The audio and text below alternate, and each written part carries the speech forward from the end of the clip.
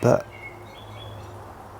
I just didn't think, I'm embarrassed that I didn't even consider that I might be wired differently. I always thought it was laziness or some kind of personality flaw, and it's not. My brain is wired differently. I'm feeling quite strongly that the problem isn't me. How's this for arrogance? I don't think the problem's me. I think I'm wired in a particular way, which is great because it means that I have the career that I've had, the comedy credits that I've gained through my career over the decades have been because of the way my brain is wired. It's also got me into a lot of trouble, especially at work. I've been berated, yelled at, but I'm really proud of what I've done, and I wouldn't do any of that were it not be because of the way that I'm wired. It's slightly different for me. I need to make a video about this as well, but my sleep was broken for most of my life and I fixed it about 8 years ago. And I have a feeling that because I've fixed my sleep, I now have a lot of energy, and this is why I'm starting to examine the whole ADHD thing, because I was just too tired to even get stuff done, to let my brain run away with myself. But now my sleep is fixed, the ADHD is becoming really super apparent. My problem is this, I think it's wrong to call it a disorder.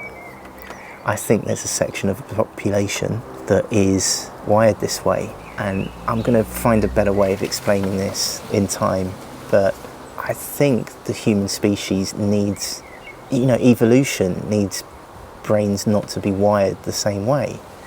It would make perfect sense that there are people in a species who don't feel comfortable working a consistent 9 to 5 in an open plan office, sitting on a chair amid noise, and then go home at 6.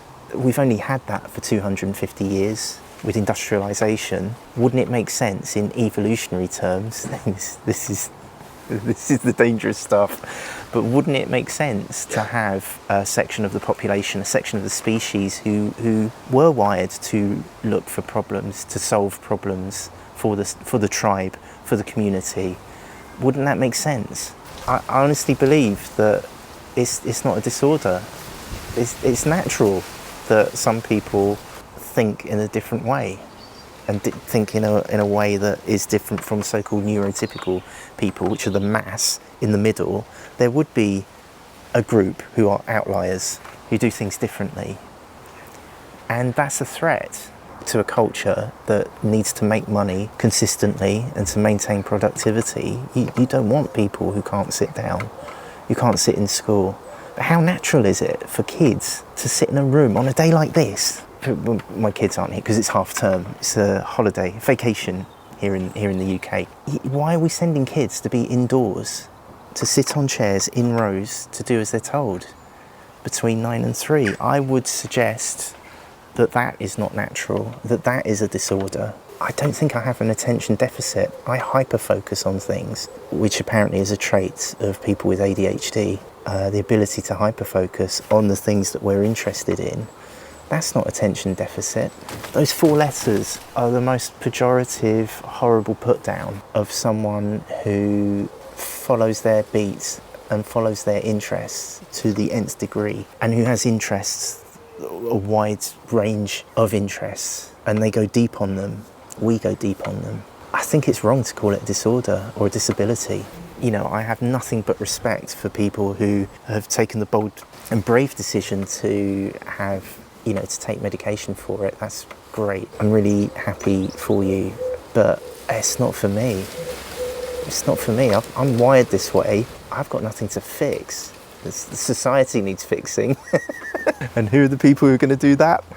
I don't think it's going to be the neurotypicals.